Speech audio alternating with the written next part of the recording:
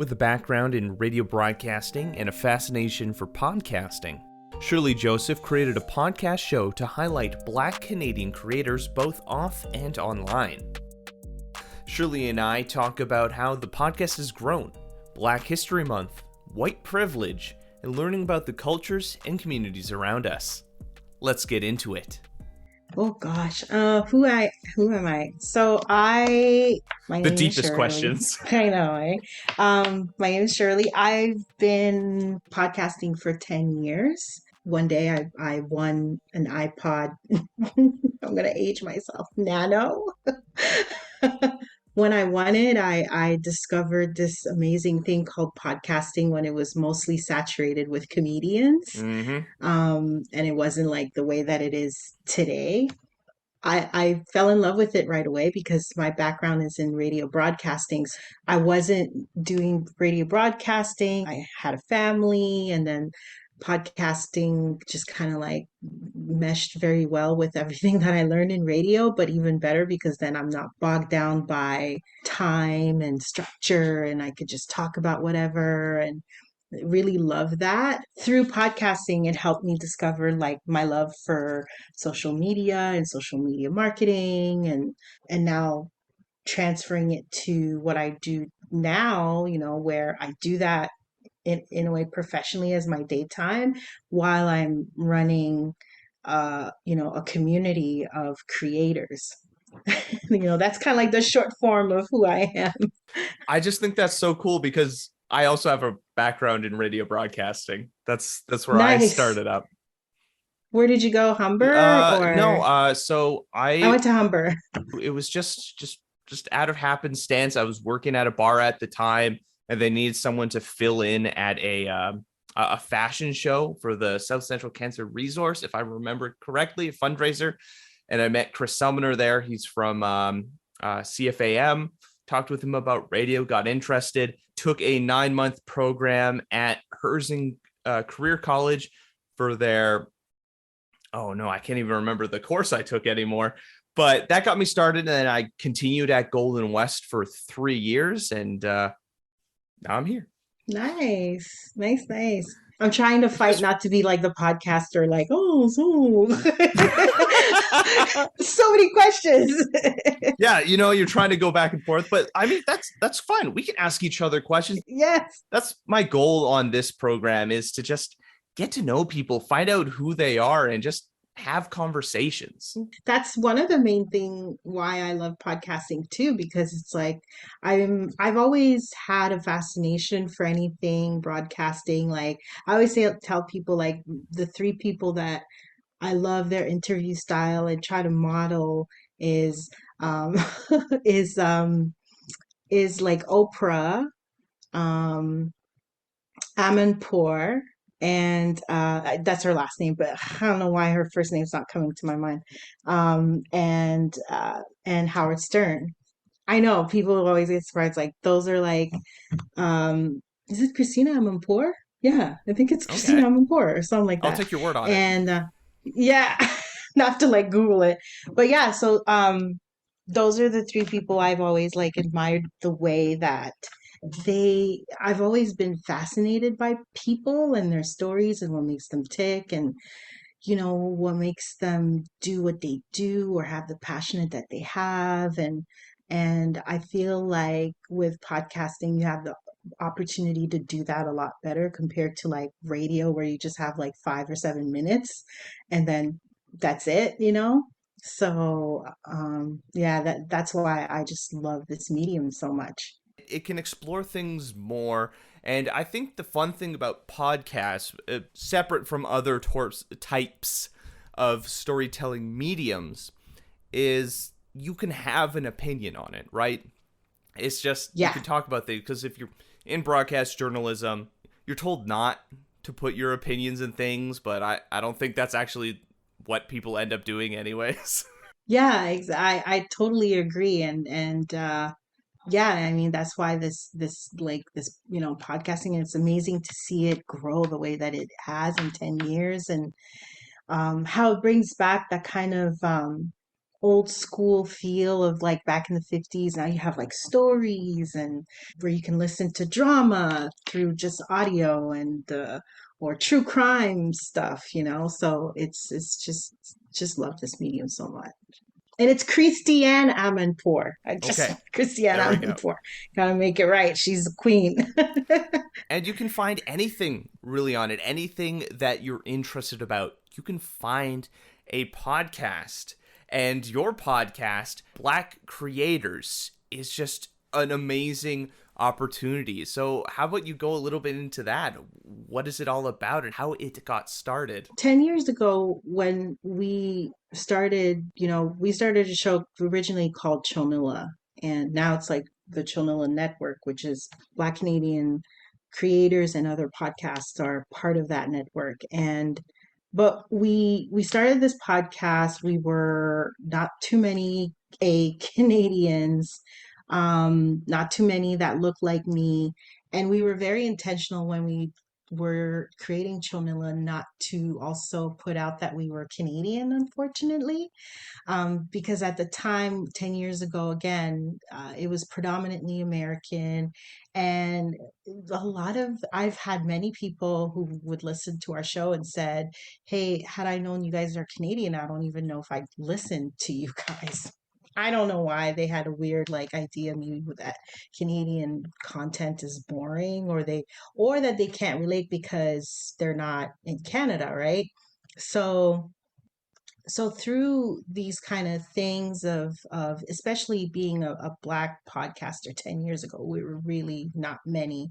And so I was fortunate through a show that we loved listening to called Keith and the Girl. And every interview I've always mentioned them because we kind of modeled the style of conversation and honesty and comedy and that kind of thing into what we were doing. Um, we were part of their community and we met other podcasters that, you know, through their show was inspired to do what they're doing. And we kind of like built this community where we call ourselves the Chitlin Circuit, which were predominantly Black creators that were mainly in US. And then well, you know, like our show, you know, my hubby, it was a show that I hosted with my hubby, and he's white. so so he's only the white guy part of the Chitlin Circuit. But I just love the way that our like how we built a community around our shows, how we supported each other, how we would be on each other's shows and share each other's audience. And actually, there was so many cool tools back in the days that even made it easy where we were able, like, audience would share their Twitter. It was an amazing. I don't know why that app doesn't continue. But it was this cool app that allowed for people to donate their Twitter accounts. And it was very cool because through that we were able to, whenever there was a show or episode we put out, it would put out not only on our Twitter accounts but also their Twitter account. I don't know why they stopped doing it. It's freaking annoying, but I really wish they brought it back. Maybe it has to do with like privacy or whatever rules. But so things like that we were doing, and I just really love the sense of community. And so after, I'd say around the third, because we did our show for 5 years straight, every single week. uh Out of the 5 years, two of them we decided to do it like every single, like Monday to Friday, which was woo, a doozy. And then doing that and having three young kids, having a job, we really like burned out. So around that last period of doing that, I'd say the last 2 years or so, we were like, you know what, I think it's time for people to really know that we're Canadian, and we need to kind of let Canada know that we exist, because we're kind of like, you know, we're old school, we're kind of pioneers of the podcast realm type of thing. And so yeah, we need more Canadians to know that, hey, not only we're Canadians, but we're out here. And so when that was happening, we totally burnt out and took like a 4 year hiatus. But during that hiatus, I started thinking like I want to start this show, this podcast, which is at the time I called it Black Canadian Content Creators, but I wanted to build a community around the show.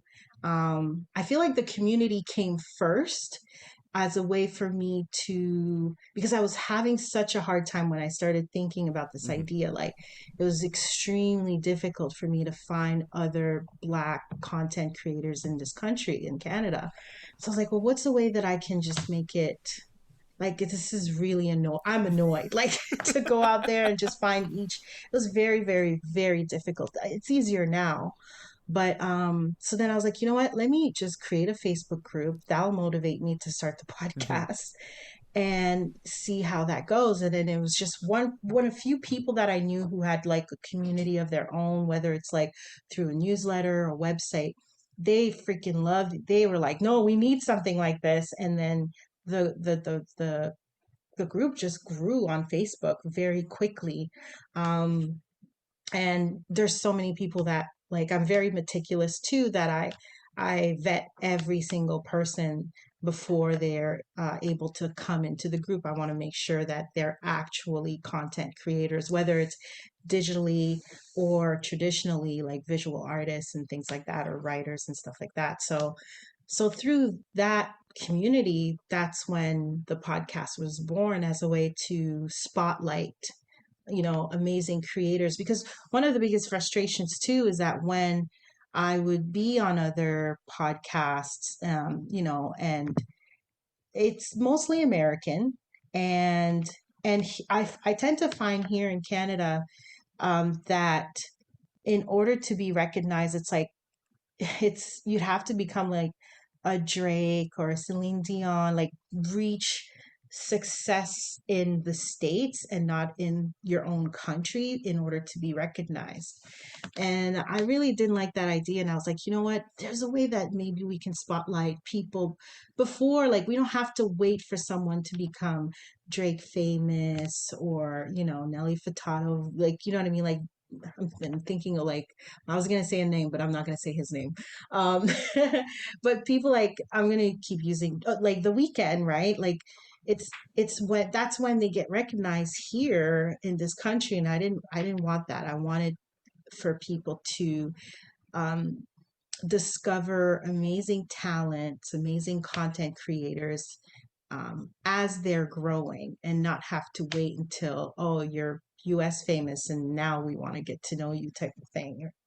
So that's how the whole um, the podcast came about, really, is to help spotlight just amazing, amazing content creators. And it's not for just like, you don't have to just be Black to listen. It's really for everybody, to be heard and recognized and put out there. And it's another way too, that to people to see or read or consume their content, not just, once one moment in the year. Like, we're coming up to February, and that's when, like, everybody wants to, like, oh, where are the creators out there, right? I wanted it to be like beyond Black History Month, beyond February, and that at any time people can discover these amazing creators. Being able to highlight individuals year round and just have it as just a constant part of our culture and celebration, like this whole just yeah, separate them Yeah. into boxes, it just feels weird Abs- to me. And I understand, like, it's tied to like white supremacy and like the whole systems and everything of just Eurocentrism, but it's so cool to see individuals like break out and create something and a community that celebrates people. And Mhm. I was just listening to one before we hopped on, and I think it's a very interesting conversation, especially now, like, we had Martin Luther King Jr. Day in the States, hearing some of the conversations that come out, and then Black Lives Matter a couple of years ago. Like,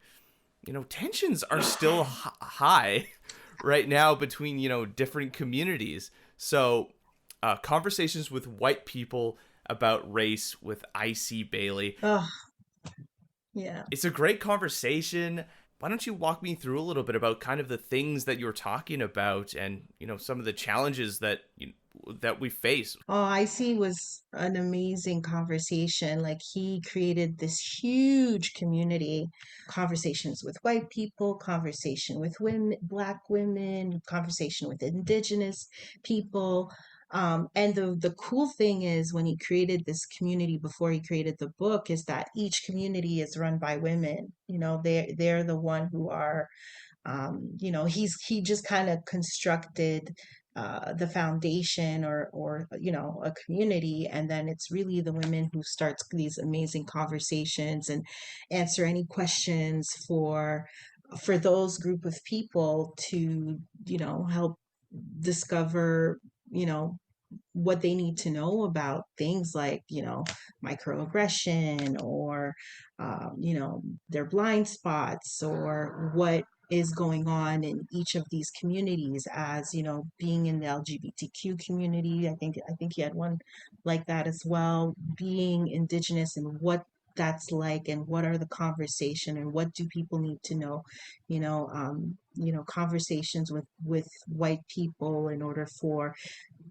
people who are BIPOC to answer, not just answer questions, but really sometimes be called out like, no, you're wrong. And here's why, Um, and then conversations with black people, believe it or not, like those conversations was a lot of like decolonizing ourselves, and that's the same for the indigenous group that he had. And so what he did is he created, like, he started off with the book, conversation with white people, and he just basically compiled a lot of the conversations that were on Facebook groups, that was in the Facebook group, and to answer different areas of the complexities of racism and white supremacy and just all these kind of conversation that people can learn from the book. Unfortunately, like I think after that interview, I would say maybe a month or two, or even 3 months after, he passed away. And because these conversations are so heavy, it really takes a toll physically, emotionally, spiritually, and yeah, I know a few, not just him, but many people. I know a lot of American friends who are activists. He was an activist, and it takes a toll in your spirit, and has passed on very early. But the good news is that he really set the pillar appropriately, so that it could continue through the women that have continued to run um, the groups. And but yeah, like that was one of my top, like definitely top conversation with Icy. And so if anyone has questions, and it's great too, because like some of, like, it's not just him answering these questions, it's through all the people in the community that you'll see in the book. So if you really wanted to learn from the experience of others who are not white, that book is important and amazing. And I just wish he was still here to kind of help, push, the other, create a book out of the other groups that he had as well. Yeah, that's always the challenge. Always the people that are kind of leading the helm towards amazing progress. Mm. They're always taken too soon. Yeah, absolutely. Absolutely. Yeah. But yeah, he was a great guy, funny guy, very passionate about, like, he just loves his community, loves, he just wanted to make the world a better place, believe, like, and I know some might not think, like, activists are, I think some people might think they're a nuisance, but they're actually people who just loves humanity. They truly, truly love human beings. They want the best for everyone. They want everyone to have equality and equity, and it's for, like I said, some people might think it's a nuisance, but it's actually love work. What they do is really out of love. And that's what makes it tougher for them. And that's why it takes a toll on them, whether, physically or emotionally. And so many pass on very early because it's like so much love work that they don't get back. And that's the hard part. I mean, it is an inspiration. Like the world is pretty rough right now. There's a lot of things that are of concern. Just recently news out of like Germany that like, I guess it's not recent, but like them closing down their nuclear power plants to then focus on coal, which is just objectively way worse for the environment and everything. Gosh. And trying to like bring down old villages with like 1,000 officer police force. And it's like, we need people to stand against that. Like when you're talking about they're an annoyance, well, you need to be annoying to the system to stand out, because otherwise your message just disappears. So those people who threw the tomato soup at the paintings not too long ago, that completely disappeared. No one's talking about it anymore. So yeah, like for activists, they have to give all of themselves to try and do something. But even then, sometimes the system is purposely designed to completely just move away our short-term memory in like the media sphere to be like, oh, next problem. Don't think about this last thing. This new culture war issues here. Yeah, I mean, it does feel like sometimes it's like a step back, but it is a pendulum, right? So it does take, for every 2 step forwards, there is going to be a step back, but there is still movement, and that's what's important.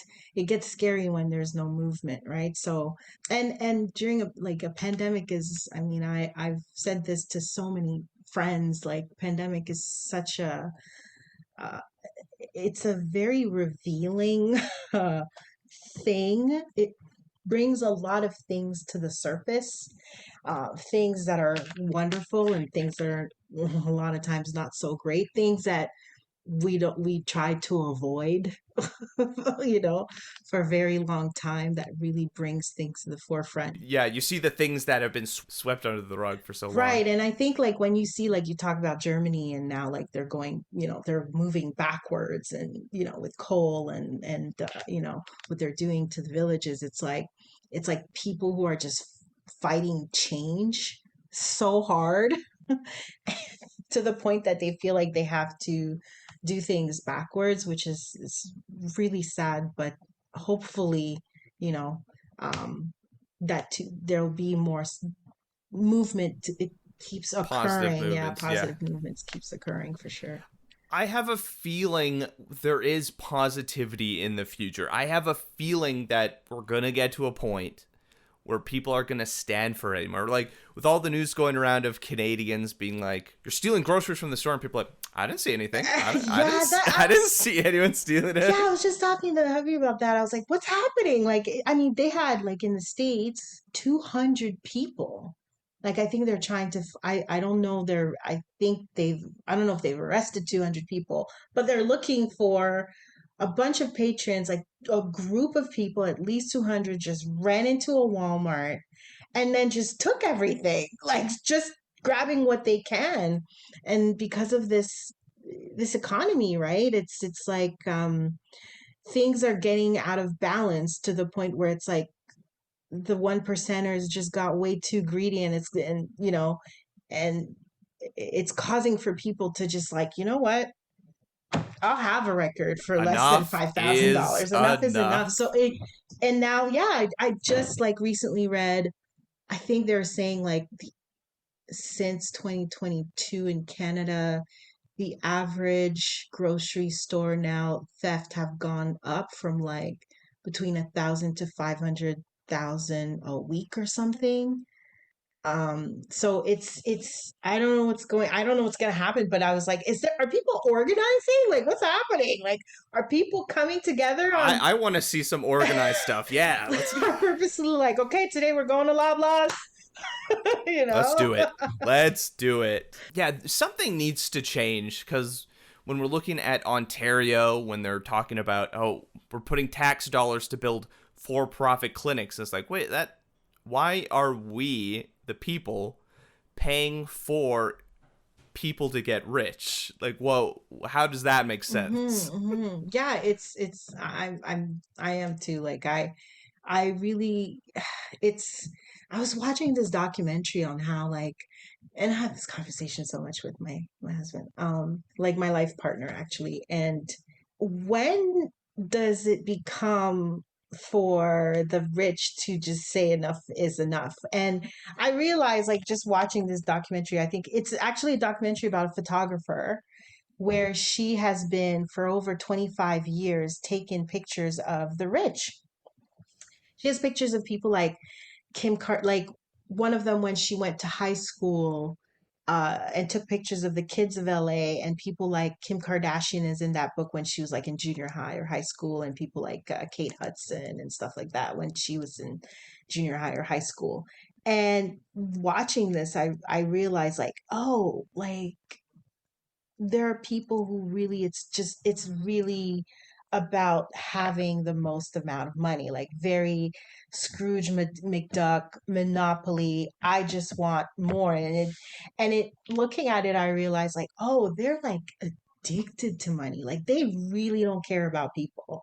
They, like Yeah. as much as like there'll be verbiage or words that are said that they do, but it really the bottom line, their bottom line is like playing Monopoly, but in real life. And just, it's an addiction, like a drug, like alcohol, like Yeah.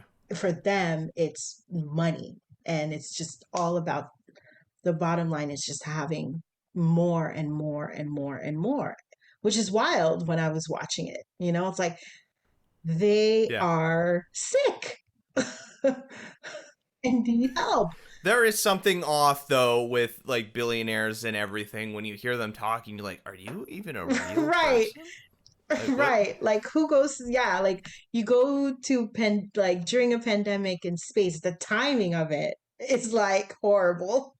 Um, but yeah, it makes you think like it just, yeah, I'm all about like, I think things can be built in a way that there's enough for people to you know, be able to eat, to be able to have a roof over their head, to have the necessary needs to live.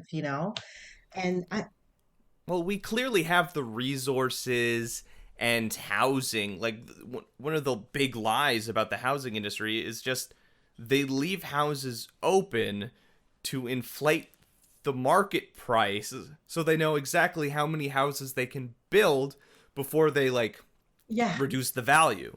It's like there's so many empty houses. Like like in California, there's more empty houses than there are wow, homeless folk, right? So it's just supply. It's like how the supply is being sent out. We clearly have enough food in the world for everyone. It's just tremendous amount of waste. I can't remember the exact figures, but it's between like 60 and mm, 70% gets wasted. We need better ways of transporting food, better preservation of it, and just sharing of resources for everyone. Like I'm the mindset that a human right is you deserve housing, you deserve food, you yep, deserve clothing on your back, you deserve water, and you deserve enough resources that you can live a fulfilling life to either pursue things. And I have nothing against individuals same, having some wealth, but this, like during the pandemic and everything, where billionaires are taking in record amounts of money, or I guess it's not hmm, money, it's wealth, whereas everyone else is losing it. And when we're looking at each generation, the amount of wealth that we have collectively oh, is getting absolutely, smaller and smaller and smaller. And the whole trickle down economics thing doesn't work. That money just gets hoarded and it doesn't go anywhere. And there's just, oh, I think it kind of just all these things in a way why more and more there are like groups like what I've created where I think it's like in order to start supporting each other, like the way you know, the way I figure for me to make change is by building a community of content creators to support each other. Or you have, like Black Doctors Association or Black Fashion Association, because for so long you're not getting the support that you need. And I mean, it's great that these leaders in San Francisco are trying to, create this whole reparation payment. But in the meantime, as how long do you wait, right, for things like, reparation. So the only way to kind of, as you're waiting, communities are being built, are important. And I do find like the younger generation are more about that, is like, what, how do we, clearly there are things like, like the ultra rich or billionaires are doing things where they're going to do what they need to do for themselves. And we have to start looking at like, well, how do we help each other? How do we support each other? How do we make changes, whether it's within your culture or community, or like, any type of support system? Because it's like everything is pointing like we're not getting help. So we have to help ourselves. So that's why I like things like, me creating a community like this, is in order to no longer have to wait for, let's say, media that are predominantly not run by us to be seen and to be found and then to be heard, right? That's why things like, I love TikTok very much. I think it's a very, out of all the social media platforms, it's very interesting, it's fascinating, it's such, I find it's probably next Instagram, one of the best ways to find your community. Like through TikTok, I've learned so much about the indigenous community, and that I never would have known if it wasn't for that platform. And I think it caused for, like, now you see more and more like in media, indigenous stories and movies and television shows and things like that. And the same way, like with, this, they call this like, in media and TV and film right now, this kind of like second Black Renaissance, where you're seeing more and more different, we see ourselves and more stories that related to the Black experience, or now like even the Asian experience that you're starting to see more. But I think it wouldn't have happened if it wasn't for things like, social media showing like, no, through us building our community, these different grouping of communities supporting each other and building some form of attention, for ourselves. I don't think the type of stories we have today would happen, right? I don't know. It'll be interesting to see how that's going to turn out in San Francisco. But in the meantime, as they're working on that, which is, I know it's going to be a hurdle. It's best to Yeah. just kind of start, creating for ourselves. Not to say like, oh, like it's only for us. And it's like the whole goal is like, hey, we're going to build ourselves up in terms of not just for us to see each other, um, and build some sense of community and support for one another, but really also, like, like I said, with the podcast that I have, it's for others to, you know other people outside of the Black community to help open their, like, their ears and their mind and their thoughts to hear of different perspectives from different cultures. And like I said, that's why I think I love TikTok, I love podcasts, because it helps us, it provides us so much different perspectives and ideas on how people see the world. Like, for me, I didn't realize that until, like, being in the relationship that I am, and how it's so fascinating to me, you know, him being a white guy, and how like this sense of witnessing how the world treats him in comparison to me. And we could be in the same, like, right next to each other, same room, is unbelievable. It's Unbelievable. My partner is Filipino, so like there are times when we're like, for me, kind of deconstructing some things I took for granted, like just common sayings, like a wild goose chase. She's like, "Why are you chasing geese?" Yeah. sort of thing, which is just kind of like, oh, you're right. There's like a whole experience and like life that is completely Yeah. disconnected from what I was raised and kind of lived in. Born in Winnipeg, grew up out in Winkler. For most of my life, I've only ever been exposed to white people, except in like the small cases of like seeing a minority on screen Mm-hmm. in like a show Mm-hmm. or a movie.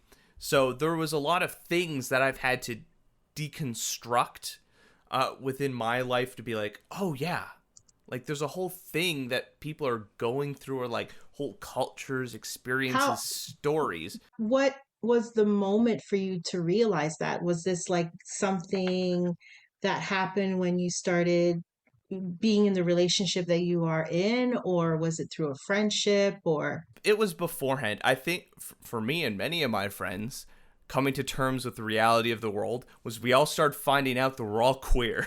Okay. Okay. So all of us had these kind of internalized feelings about life and things that we just, I mean, like lucky for most of us, we're like, You won the lottery. Let's just say it. yes, you're right. I say In that to terms him of all the life, time. I'm like, you have.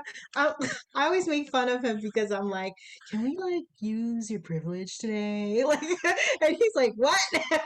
I'm like, we're gonna go out, and I need you to use your privilege today. So when we go out, you're gonna walk in front of me. You're gonna go ask this. You know what I mean? And he's like, okay. as just a white, Mm, straight passing man, there are so many things in life that I have taken for granted, like walking in downtown mm, Winnipeg and no one bothering me. Or if someone does come up to me, like asking for something, if I say no, they leave me alone. mm-hmm. So there's a lot of like small things like that, or just the prejudice. I've never had someone be like, oh, do you speak English? Sort of thing, or someone turn away my resume just because my name Yeah. doesn't look white. Mm-hmm.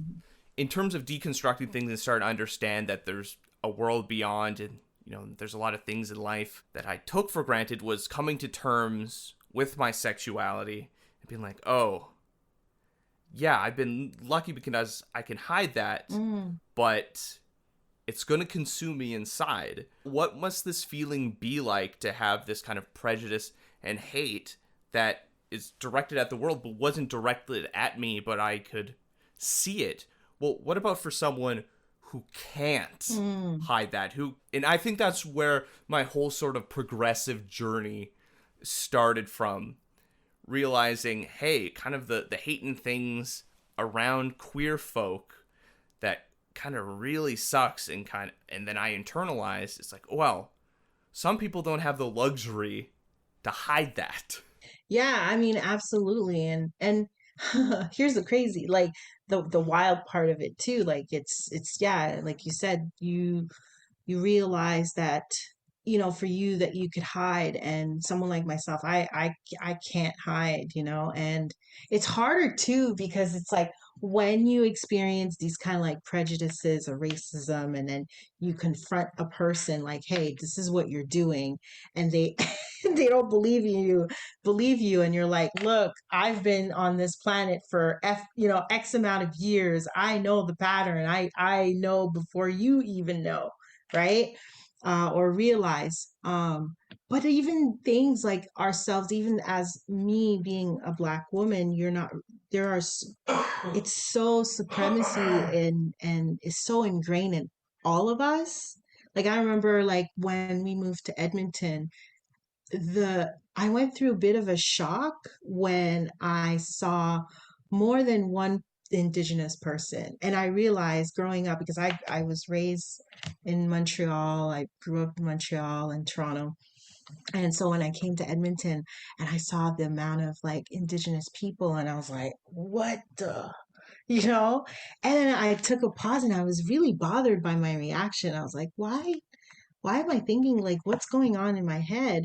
And then I realized, wow, the system is so deep and ingrained that I was I grew up in a way and the system is structured to make you think that they don't exist.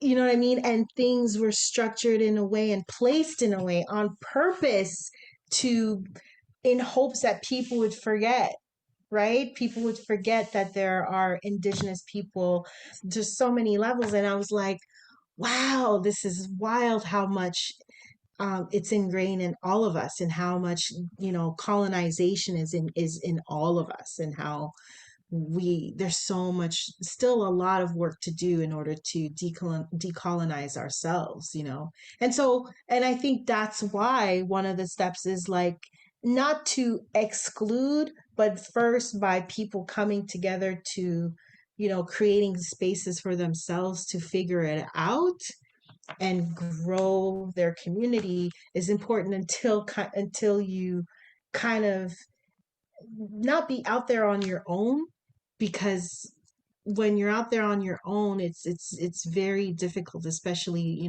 as you mentioned, like as whether you're queer, whether you're black, whether you're indigenous. It's I learn a lot from just witnessing, like I said, being with him and seeing how the world treats him and how I'll never forget one time we were lost.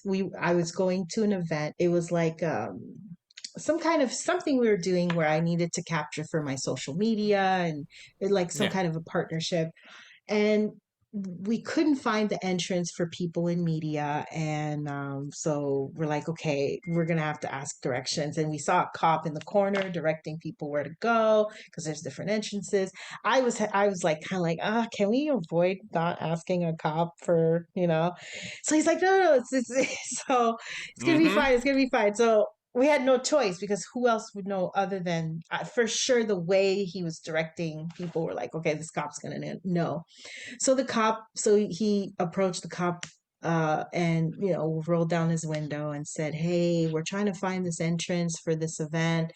It's for media. Would you know where it is? And the guy's like, yeah, sure, follow me. The guy got on his bike, his motorcycle. Was it a Yeah, no motorcycle? questions asked. Yeah, none. I was like sitting there like, I was like, I'm gonna be, and before he even asked, I'm like, I'm gonna be quiet. I'm gonna look the other way. I'm not like, trying to kind of make myself as small as possible.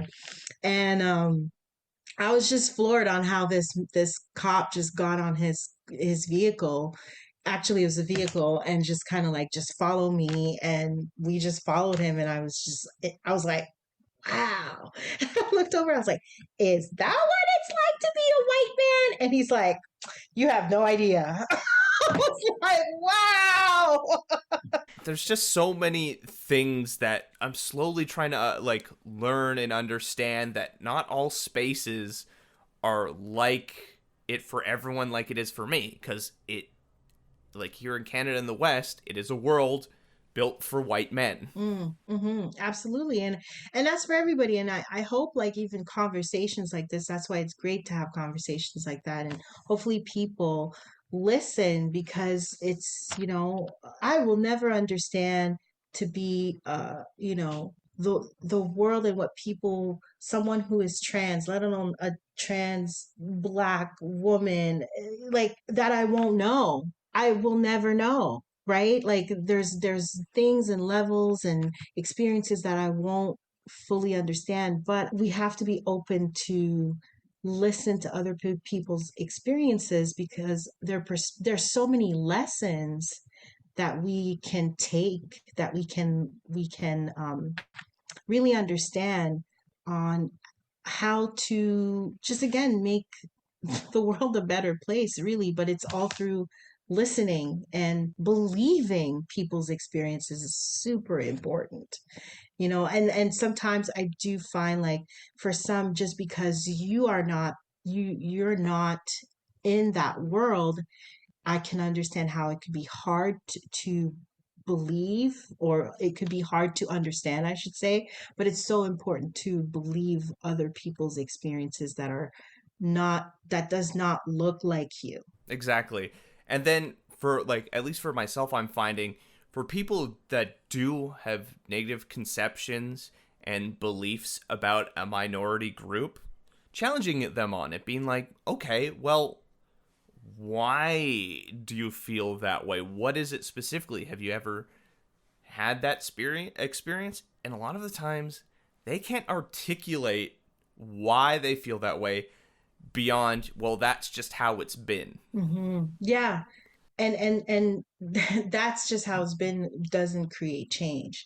Change comes from being brave enough to sit down in the uncomfortableness of not knowing, right? It's to be okay to be uncomfortable. That's the only way that we push ourselves, that we grow, that changes happen, right? And I've used this example on another show. It's like, you know, when you work out and it's an exercise and you're going to lift weights, it's not fun, it sucks, it's painful, but you know that the reward will be that you're going to have an amazing ab, you're going to feel more energy, you're going to be a changed person. And that's what it is when it comes to subjects of race and or any type of conversations that is outside of your norm. It's so important to really take a moment of like, okay, I don't feel comfortable, I want to get out of here, but to take a pause and be like, okay, although I feel this uncomfortable, although I want to get out of here because there are things that are being told to me that I really don't understand, I really have to stick around because I know this is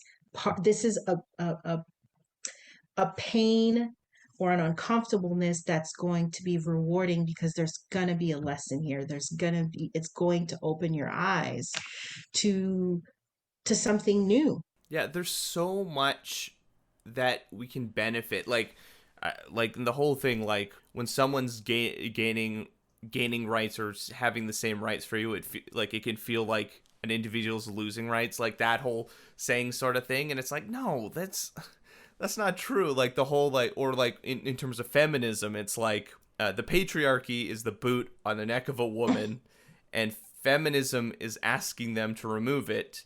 And kind of the reactionary like manosphere thing is, how dare you ask me to move my boot and inconvenience me, Hmm. sort of thing. Yeah, It's like, no, no, no. it's Like, come on. yeah, yeah, it's wild, but I mean there are people who really think that way, unfortunately. But and that's why activists and conversations like this and you know is so important in order to have some form of movement for the better, for the betterness of humanity.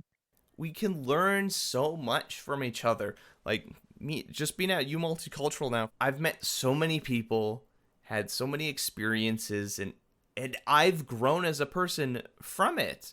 Of course, you're not going to agree with every conversation you have with Hmm. someone, but that's okay. People are allowed to have disagreements as long as those disagreements aren't the difference between, hey, I want the rights and health of people versus no, I Right, don't want that. exactly. Yeah, 100%. So, yeah, and that's why I mean I love conversations like this. Um, it's all about change and just and making the world a better place, really. It's always like, sometimes I get frustrated. It's like if only people knew it's just to make things better for everyone. I'm trying, at least for myself, because there's so many times where you see people's voting Yeah. habits, who they're voting in, or the things they say, and you're like, how can people be this dumb?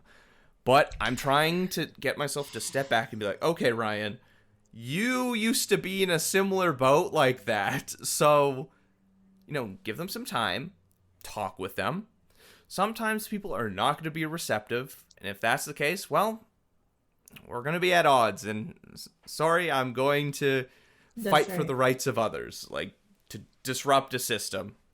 But, some people, that they've just been ingrained in that. And sometimes it just takes a short nudge and they're like, oh no, I see the what is it? The veil comes off and you're like, oh, I can see Yeah. everything now. Oh, why was I under a Right. rock? It's true. And everybody, it doesn't matter like how they look like, their culture, how they identify. Everybody that does the work goes through that. Thank you so much, Shirley, for taking this time to talk with me about these things and talk about your amazing podcast and this place to celebrate Black creators here in Canada. Where can people go to find out more about your show? They could definitely find out on Apple Podcasts, Spotify, or any other major podcast platform.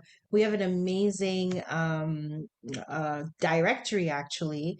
If you go to chilnilanetwork.com, or if you just type Black Canadian Creators Directory, either my website, or I've collaborated with two other creators. One of them is named Casey. He has an amazing blog about fatherhood, being a Black father, and also Kaya, who is in BC actually, and she's an amazing content creator related to like lifestyle, and she also helps educate. She has an amazing YouTube channel where she educates content creators on creating content and growing. So all three of us have the same shared directory. Right now we're at 500.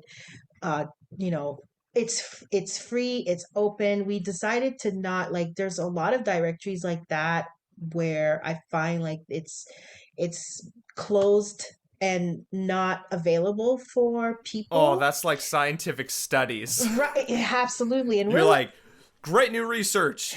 Sorry, you gotta you pay gotta pay, yeah, $100. exactly. And we're like, you know what, we're gonna shake things up, and we're gonna make it available for everyone. We did it too because a lot of times, especially as content creators, I've had many conversations or in conferences and where it's like, networks that were like, hey, we want to really diversify our network, or we are, we're a brand and we're trying to work with more, Black creators, but where are they? So we're like, no more excuses. Let's create this directory. Let's make it free and available. And you could find all sorts of like, from writers, podcasters, bloggers, YouTubers, influencers, the whole, like, I mean, and the list keeps growing, right? So it's an amazing directory where people can go in there and really help discover the amount of content that are from Black creators, in specifically this country, whether it's in this country or they're Black Canadians, but they are, living abroad, but still creating amazing content. Want to see more Black creators? Check out the Black Canadian Creator Directory. Have any stories you'd like us to showcase or communities we should highlight? Leave a comment on our social media or reach out to us on our website. I'm Ryan Funk. This was U Talk, and have yourself a good one.